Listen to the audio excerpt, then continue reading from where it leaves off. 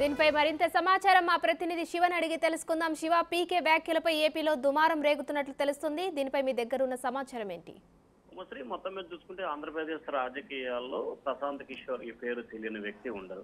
వాస్తవానికి చూసుకుంటే గనక ప్రశాంత్ కిషోర్ నాడు వైసీపీ పాలిట దేవుడయ్యారు, నేడు దయమైన పరిస్థితి స్పష్టంగా కనిపిస్తూ ఉంది. వాస్తవానికి చూసుకుంటే గతంలో ఏదైతే 2019 ఎన్నికలకు సంబంధించి ప్రశాంత్ కిషోర్ చెప్పిన ప్రతి సూచనల్ని సలహాలని తూచా తప్పకుండా అమలు చేసిన పరిస్థితి కనిపించింది. ఒక దశలో వైఎస్ఆర్సీపీకి 151 సీట్లు వస్తాయన్న అంశానికి సంబంధించి కానీ, లేకపోతే ముఖ్యమంత్రి జగన్మోహన్ రెడ్డి అంటూ శిలాఫలం చేయించిన విషయంలో కూడా వైసీపీ కంగుదన్నది. కానీ ప్రస్తుతం అదే విషయానికి సంబంధించి కూడా ప్రశాంత్ కిషోర్ ఆంధ్రప్రదేశ్ లో తాజా పరిస్థితులపై చేసిన వ్యాఖ్యలు, హైదరాబాద్ లో కార్యక్రమంలో చేసిన వ్యాఖ్యల్ని మాత్రం వైఎస్ఆర్సీపీ నేతలు ఏమాత్రం కూడా జీర్ణించుకోలేకపోతున్నారు. మొదటగా ప్రశాంత్ కిషోర్ చేసిన వ్యాఖ్యలు కాదు, ఎడిట్ చేశారు, అది ఫేక్ అని చెప్పిన వైఎస్ఆర్సీపీ కొద్దిసేపటి తర్వాత మంత్రులు గుడివాడ అమర్నాథ్ అలాగే అంబటి రాంబాబు ట్విట్టర్ వేదిక ఒకరు, మీడియా సమావేశంలో ఒకరు విచ్చుకోబడిన పరిస్థితి కనిపిస్తా ఉంది. ఏదైతే ఆంధ్రప్రదేశ్ లో వాస్తవ పరిస్థితులను మాత్రమే ప్రశాంత్ కిషోర్ వివరించే ప్రయత్నం చేసినట్లు కూడా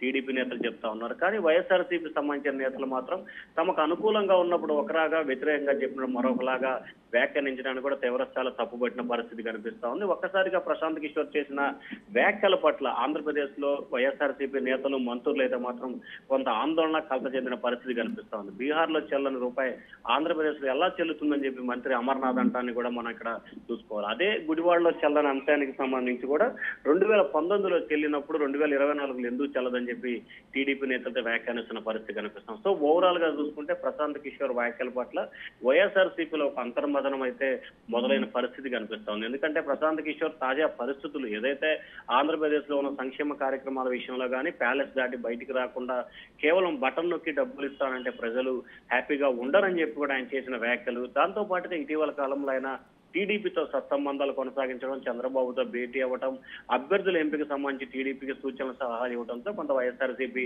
అయోమయంలో పడింది. నాడు లగడపాటి రాజగోపాల్ 2019 ఎన్నికల సమయంలో సర్వే చెప్పి సన్యాసం తీసుకున్నాడు. తాజాగా ప్రశాంత్ కిషోర్ కూడా అదే పరిస్థితి ఏర్పడుతుందని చెప్పి కూడా అంబటి రాంబాబు ట్వీట్ అయితే చేశారు. సో ఓవరాల్ గా చూసుకుంటే ప్రశాంత్ కిషోర్ వ్యాఖ్యలు మాత్రం వైఎస్ఆర్సీపీని కొంత అయోమయాన్ని, ఆందోళనకు గురి చేసిన పరిస్థితి కనిపిస్తా ఉంది. ఉమస్వి. Right, thank you Shiva.